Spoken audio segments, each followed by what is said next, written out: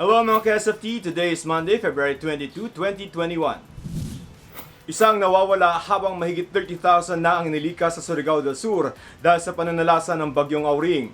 Nawasak naman ang ilang bahay at tila nalunod sa baha ang buong probinsya. Ayon kay Governor Pimentel, nasa 20,000 na pamilya ang nasa 394 na mga evacuation centers. Sa Martes, sinaasahan tatama ang Bagyong Auring sa hilagang kanluran ng Romblon. Dahil sa problema sa presyo at supply ng baboy, naka-park holiday na naman ang ating mga tindera ng manok at baboy. Sa Murphy Market sa Cubao, nasa 50 vendors ang hindi muna nagtinda ngayong araw dahil hindi nila kayang sumunod sa itinakdang price cap dahil mahal din ang kanilang angkat sa mga karne. Pero ayon sa Department of Agricultural and Applied Economics ng University of the Philippines, Los Baños, maganda ang intensyon ng price cap pero ang hindi pagsunod dito ng mga meat producer ang nagpapalala ng sitwasyon. Habang naghihintay pa ang Pilipinas sa unang batch ng mga bakuna, nasa 200 million doses na ang bakunang naipamigay sa buong mundo. Sa 107 na bansa, 201,042,149 doses na ng COVID-19 vaccines ang naituturok. Hindi pa kasama dyan ang tala mula sa China at Russia. Sa Pilipinas, February 15 dapat ang bakuna pero hanggang ngayon wala pa ring dumarating. Isa sa mga tinitingnan dahilan ang indemnification law. Ito yung batas na nagsasabing hindi maaring managot ang mga vaccine manufacturers kung anuman ang magiging side effects ng kanilang mga bakuna. Paalala pong muli, bukas na ang voter registration at pwede po kayo magparehistro kahit Sabado. I-download lamang ang form sa COMELEC website at ipasa ang application mula Martes hanggang Sabado 8 a.m. to 5 p.m. sa Office of the Election Officer. I'm Joseph Morong. Stand with us, stand for truth. Triple ang itinaas ng COVID-19 cases sa Pasay kung saan mahigit 30 barangay ang isinailalim ngayon sa lockdown. Kaya naman tinawag na risky at premature ng Octa Research Team ang rekomendasyon ng NEDA at IATF na ibaba ang community measures sa Metro Manila lalo na't wala pa ring bakuna. Lilian Tiburcio reports.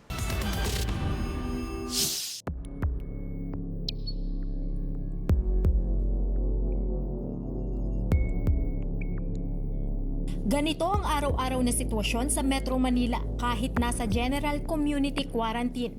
Nagkasundo na yung IATF na nagrekomenda sa ating presidente na magkaroon na ng MGCQ sa buong Pilipinas at ang mga alkalde sa Metro Manila. Pero sa pagmomonitor ng UP Octa Research, biglang tumaas ang daily cases ng COVID-19 sa Metro Manila. Kung saan, Pasay City ang nangunguna na may 203% increase sa COVID-19 cases. Isang barangay 183 sa 34 na barangay na isinailalim sa localized lockdown dito sa Pasay City. Ito ang barangay na may pinakamaraming kaso ng COVID-19. Sa ngayon, nasa 33 ang active cases dito. Kaya naman mahigpit na pinapatupad ng barangay ang no ID, no entry. Bantay sarado ng mga barangay official at pulis ang mga papasok at palabas sa barangay. No ID, no entry ang ipinapatupad. Tanging may quarantine pass at may mga trabaho na may company ID ang pinapayagang lumabas ng bahay. Ang mga residente kailangan din magsuot ng face mask at face shield. Si Ina, isa sa mga nasita dahil umano sa paggamit ng pekeng quarantine pass. Kasi illegal yung ginawa nila, ma'am. Pina-ano na po, pina-scan or zero. I-scan po nila, page. Kung nilalaman ito page ko, marami silang i-scan para gamitin ng ibang tao. Sa kasamahan ko, sa trabaho. Pinahiram niya lang sa akin kasi lumabas ako kanina, tapos may kinuha lang. Tapos ngayon kukunin ko lang yung gamit ko, hindi nakapasok. Ilang delivery riders din ang hanggang sa entry point na lang at hindi na rin pinapapasok ng mga otoridad. Kung may pick up po ngayon, ma'am, bawal po pumasok ngayon. Naka-lockdown daw po ngayon. Kung wala silang maipapakitang health certificate, hindi kami talaga nagpapapasok. Dahil sa dami nga, dumadami ang COVID case namin dito sa Barangay 183. Alam naman nila yan dahil noong pa yan, pandemic, ini-implement namin. Kaya lang, akala nila, naghigpitan kami talaga. Dahil sa patuloy na pagtaas ng kaso, 34 na barangay na at 2 business establishment ang isinailalim sa localized lockdown simula noong Sabado. As of February 22, 5 p.m., nasa 7,650 na ang total confirmed cases sa lungsod. 395 ang active cases. doble ang taas nito kumpara sa 184 active cases noong February 16. Mismong si Mayor Emmy Calixto Rubiano nagpositibo rin sa COVID-19. Nagulat po kami in a sense na hindi namin akalain ganun siya tataas. Pero ina-expect po namin talaga na magkakaroon ng kaso kasi nga po continuous yung ating programa ng mass testing. Pinili po namin siya sa kaso from 3 pataas. So yung mga barangays po na meron tayong cases o positive ng 3 hanggang pataas siya, meron na po tayo ngayong 34 barangays na naka-under sa localized enhanced community quarantine at may 2 pong establishments. Localized or granular enhanced community quarantine po, hindi naman ibig sabihin nun na ang buong barangay ay ila-lockdown natin o hindi natin pwedeng mag-in and out yung mga tao. Ang ibig pong sabihin nun, kung merong isang household na merong nag-positive doon, yun pong household na yun ang hindi natin pwedeng papasukan o yung mga nandoon po ay hindi natin pwedeng palabasin. Kaya naman patuloy ang disinfection na ginagawa ng barangay sa mga lugar na may nagpositibo sa COVID-19. Maganda nga po. Mahigit po pinagbabawal ang mga bata sa kalsada. Patuloy rin ang pag-iikot ng barangay para paalalahanan ang mga residente. Lalabas lang po ng bahay kung may mahalagang bibilin. It's surprising kasi tagalan natin hindi nagkaka-surge. Noong December, hindi tayo nagka-surge. And ng translation, hindi tayo nagka-surge. It's increasing close to 600 cases, new cases per day yan sa Metro Manila. And yung reproduction number, nag-increase na siya. It's about 1.29 in Metro Manila. I mean, mga last week, nasa 1 lang halos or a little above 1, mga 1.05, 1.08. Pero ngayon, 1.29 na sa Metro Manila. Bukod sa Pasay, sunod na tumataas ang kaso sa Malabon na nasa 166% ang increase mula 12 to 32 ang daily cases. Sunod din ang Las Piñas na nasa 116% ang increase mula 9 to 20 daily cases. Nauna nang nagbabala ang mga eksperto na posibleng umakyat sa 2,400 ang COVID cases kada araw kung mas luluwagan ang community quarantine. Generally, we were not in favor of a quick transition to MGCQ. Hindi naman kami opposed sa MGCQ per se. We would prefer a more gradual scientific approach, which means na mas gradual yung pag-ease natin restrictions. Primarily because there's still the threat of the variant, which could be around here. We're not sure. So that is uncertainty. Secondly, we haven't vaccinated our frontliners. So we were hoping ma-vaccinate na kahit yung frontliners natin and secondary frontliners because they will be the ones managing the hospital care system. Para sa mga eksperto, importante na magkaroon muna ng bakuna bago ang pagpapaluwag ng community quarantine. Mahalaga rin na sumunod ang bawat isa sa health protocols para hindi na kumalat pa ang virus. Ako si Lilian Tiburcio, I stand for truth. Limitado pa rin ang maaaring magsimba kaya naman ang ilang mga pari bukod sa mga online mass, nakikisabay na rin sa pagti-TikTok. GMA News has more.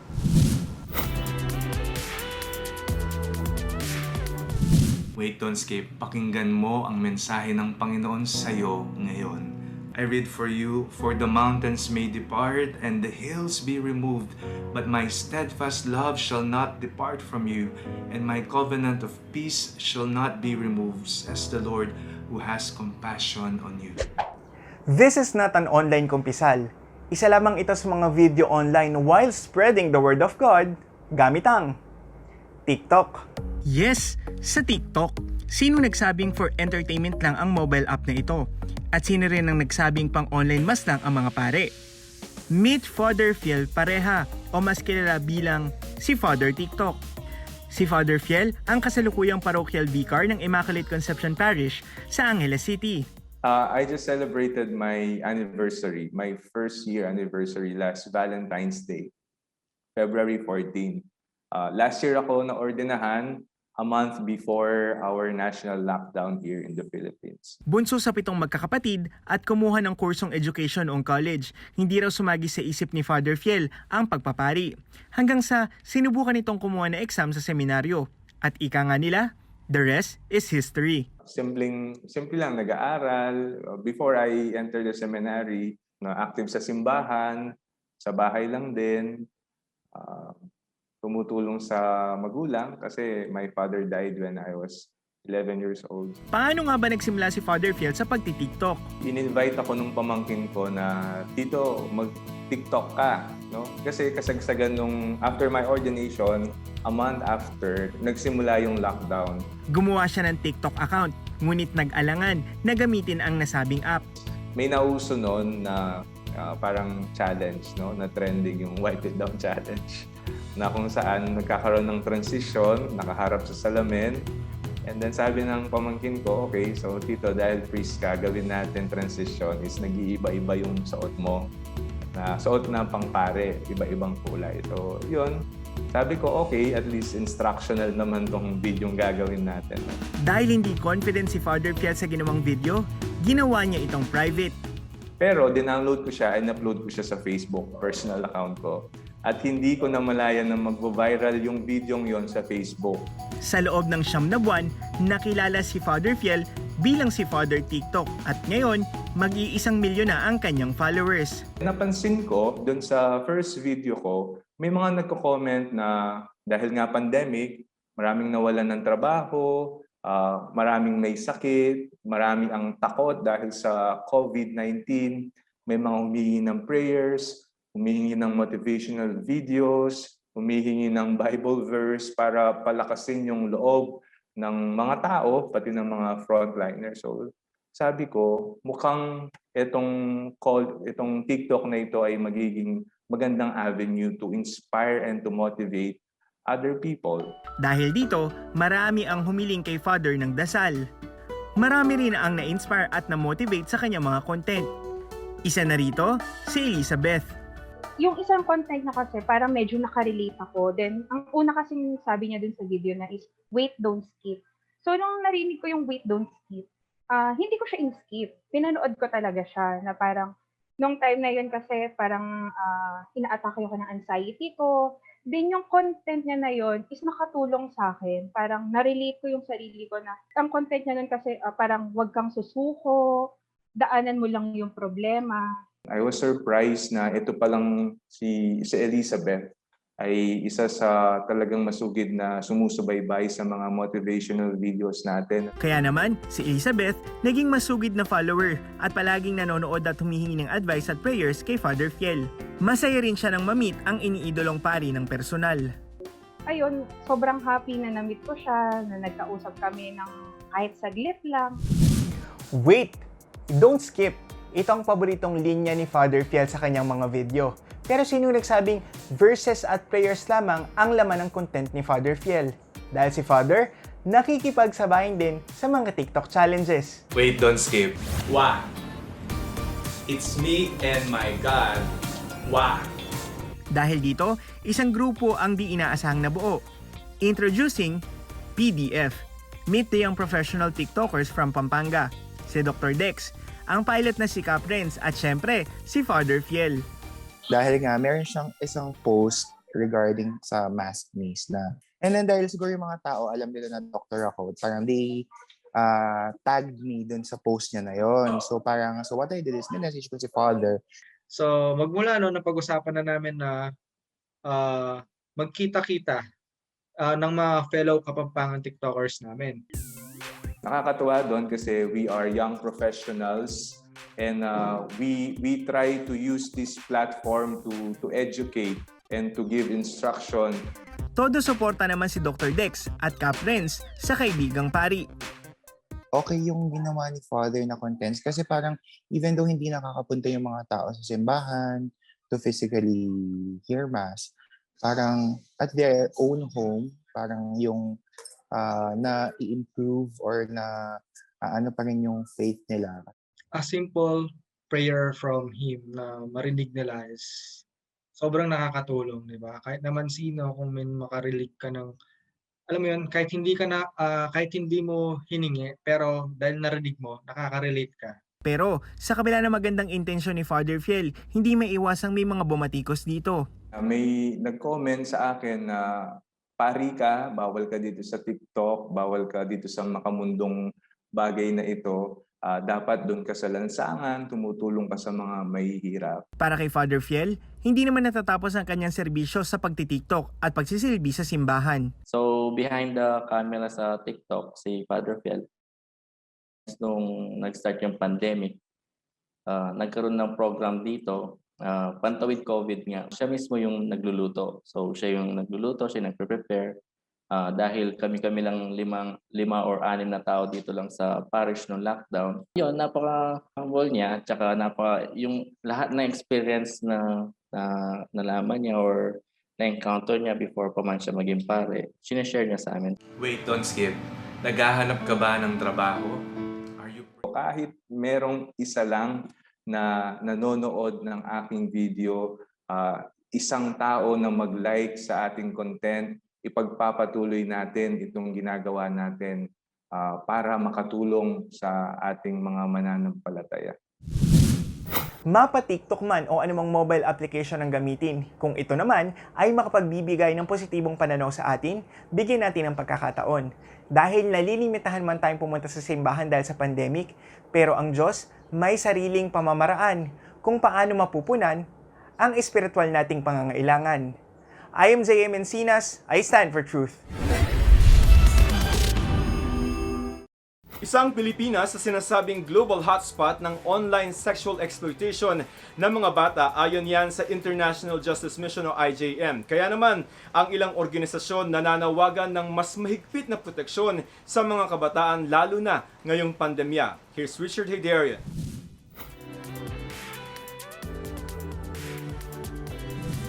Dahil sa pandemic, most of us are stuck at home in the past few months. As a result of that, mukhang online mostly yung ating buhay. Pagdating sa trabaho, pagdating sa social engagements.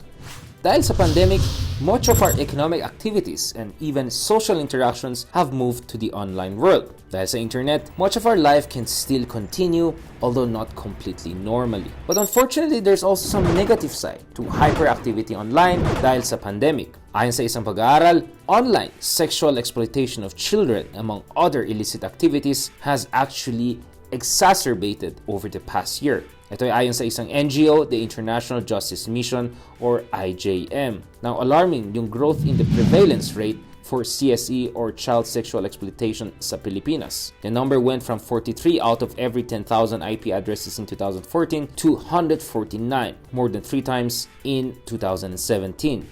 Ayon sa Philippine Law Enforcement Agency, at least officially, there were 381 victims of online sexual harassment of children or sexual exploitation of children registered between 2011 and 2017. Kaya Save the Children Philippines, SCP, and other NGO has urged local government units, schools, and communities to strengthen yung kanilang protection services pagdating sa online child sexual abuse cases. Dahil sa enhanced community quarantine from March to May 2020, the cases of online sexual abuse and exploitation of children in the Philippines increased by 264.6%, almost tripled. Now, to commemorate the annual Safer Internet Day for Children in the Philippines, the organization called on parents, yung mga guardians, yung mga relatives to better protect their children from any form of abuse or exploitation, especially because more and more people are spending time online, including children, and that increases their vulnerability and potential exposure to abuses online or to predators and other kinds of illicit activities.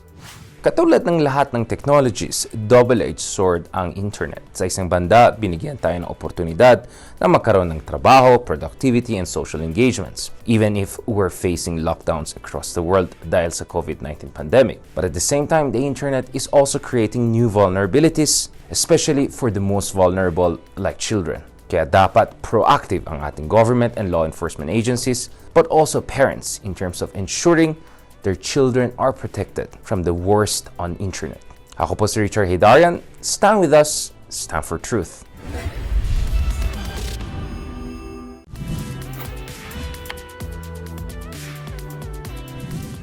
Binigyan na ng ating Food and Drug Administration o FDA ng Emergency Use Authorization o EUA ang Chinese vaccine na Sinovac para sa limitadong paggamit nito. For the record mga ka-SFT, para kanino pwedeng gamitin ang Chinese vaccine na Sinovac? The interim data from the ongoing phase 3 trials show that when the vaccine is used on clinically healthy members of the community, aged 18 to 59, it has an efficacy rate of 65.3% to 91.2%. Yung 65.3, yun po yung nakita sa Indonesia, at yung 91.2, yun po yung sa Turkey na kanilang clinical trial. Pero dahil nga sa mababang efficacy rate nito o bisa, hindi ito gagamitin sa ating mga healthcare workers. However, it has a lower efficacy rate of 50.4% when used on healthcare workers exposed to COVID-19. Therefore, it is not recommended for use in this group. Kahit mababang efficacy rate nito ay ligtas pa rin naman daw ang bakuna. The adverse events reported were transient and mostly mild to moderate, similar to common vaccine reactions. No specific safety concerns were identified, but it must be noted that this only reflects limited follow-up and more adverse effects may emerge. That's why close surveillance and monitoring is needed after the immunization. It is accepted under standards arrived at by the WHO itself. WHO na po ang nagsabi, 50% ang ating threshold. Dahil nga po that's a 50% chance na hindi mo na makukuha at sakit and 100% chance na hindi ka mamamatay. I-revise din daw ang priority list ng mga mababakunahan dahil hindi gagamitin ng Sinovac sa healthcare workers. Wala pong problema yan kasi ito po yung mga empleyado dun sa mga industriya hindi natin pinasara at syempre yung mga transport workers kasama na rin po dyan. No? So you're talking of farmers, we're talking of miners, we're talking of fishermen, we're talking of transport workers. So sila po yung mga economic frontliners na tinatawag natin. Pero agad din itong gagamitin sa oras na dumating na ito. Buong weekend po, nakikipagpulong tayo sa mga expert at dahil binigyan na po natin ito ng emergency use authorization, ang ibig pong sabihin kapag doon nandito na yung bakuna, ay maaari na po itong gamitin. Doon po sa grupo ng populasyon natin na nabanggit kung saan proven po ang safety at efficacy niya at yun nga po yung 18 to 59 years old na clinically healthy individual. Kung kayo ang tatanungin, KSFT, magpapabakuna ba kayo kung ang gagamitin sa inyo ay ang Sinovac vaccine? Narito naman ang sagot ng ilan natin mga ka-Stand for Truth.